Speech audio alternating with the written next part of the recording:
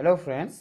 आज आपका दूसरा पाठ है कक्षा 12 समकालीन विश्व राजनीति का दूसरा पाठ है द्विध्रुवीता का अंत। इस पाठ में हम देखेंगे जो दो ध्रुव बने थे शीत युद्ध के दौरान, सोवियत संघ और अमेरिका, उस शीत युद्ध का अंत कैसे हुआ और जो द्विध्रुवीता है वो कैसे समाप्त हुई, क्या क्या उसके रीजन थे, कौन सा पक्ष समाप्त हुआ। आइए जानते हैं इस शीत युद्ध के दौरान जो दो ध्रुव बने थे अमेरिका और सोवियत संघ, उसमें जो द्विध्रुवीता का अंत हुआ वह अंत हुआ सोवियत संघ का। इसे जानने से पहले यह देखते हैं कि जो सोवियत संघ है वास्तव में वो कैसे बना और कैसी उसकी संरचना थी। सर्वप्रथम जानते हैं सोवियत संघ प्रणाली में कि जो सोवियत संघ है वो वास्तव में क्या है और इसकी उत्पत्ति और इसका उदय कैसे हुआ। जो सोवियत संघ है वो अस्तित्व में रूसी क्रांति हुई थी 1917 में, उसके बाद आया था। और जो सोवियत संघ है उसका जो पूरा नाम है वह है समाजवादी सोवियत गणराज्य। अंग्रेजी में इसे यूएसएसआर कहा जाता है, यानी कि union of Soviet socialistic Republic. Soviet संघ के उदय और उसका पूरा नाम जानने के बाद आइए जानते हैं इसकी संरचना के बारे में। जो सोवियत संघ था वो वास्तव में एक देश नहीं था, बल्कि यह 15 स्वतंत्र गणराज्यों को मिलाकर बनाया गया एक संघ था जिसका नाम सोवियत संघ रखा गया था। और जो सोवियत संघ था उसमें एक पार्टी का शासन था, अन्य पार्टियां नहीं थी। तो जो पार्टी थी उस पार्टी का नाम कम्युनिस्ट पार्टी था। और जो ये 15 गणराज्यों का जो समूह था, इसमें जो प्रभावशाली राष्ट्र था वह रूस था। और सोवियत संघ ने समाजवादी शासन व्यवस्था को अपनाया था और इससे जुड़े अन्य 15 गणराज्यों ने भी समाजवादी शासन व्यवस्था को स्वीकार किया था। सोवियत संघ की प्रणाली को जानने के बाद आइए जानते हैं सोवियत संघ के जो महत्वपूर्ण व्यक्ति थे जिन्होंने सोवियत संघ को चलाया और जो समाजवादी शासन व्यवस्था थी उस शासन व्यवस्था का विस्तार अपने समय में किया। सोवियत संघ के महत्वपूर्ण नेताओं में से एक हैं व्लादिमीर लेनिन, जिन्होंने समाजवाद का नारा सभी को दिया था। आइए जानते हैं विस्तार से लेनिन के बारे में। व्लादिमीर लेनिन सोवियत संघ के प्रमुख नेता थे। सोवियत संघ में शासन करने वाली जो पार्टी कम्युनिस्ट पार्टी थी उसके ये स्थापक थे। और जो रूसी क्रांति हुई थी 1917 में, उनमें इनका महत्वपूर्ण योगदान था। और जो समाजवाद की जो प्रेरणा है वो अन्य राज्यों को, अन्य राष्ट्रों को, अन्य देशों को इन्हीं के माध्यम से पहुंची।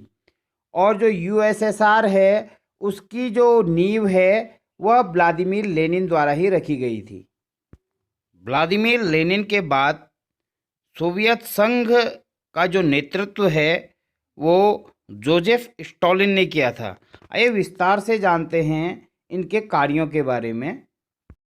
जोसेफ स्टालिन जो लेनिन के बाद सोवियत संघ के शासक बने, इनके जो महत्वपूर्ण कार्य थे उनमें से महत्वपूर्ण है, सबसे पहले इन्होंने औद्योगिकीकरण, जो इंडस्ट्रियलाइजेशन है उसको बढ़ावा दिया था, उद्योगों की स्थापना की थी। और इन्होंने जो खेती का सामूहिकरण किया था और सोवियत संघ को सैन्य रूप पर इन्होंने मजबूत बनाया था।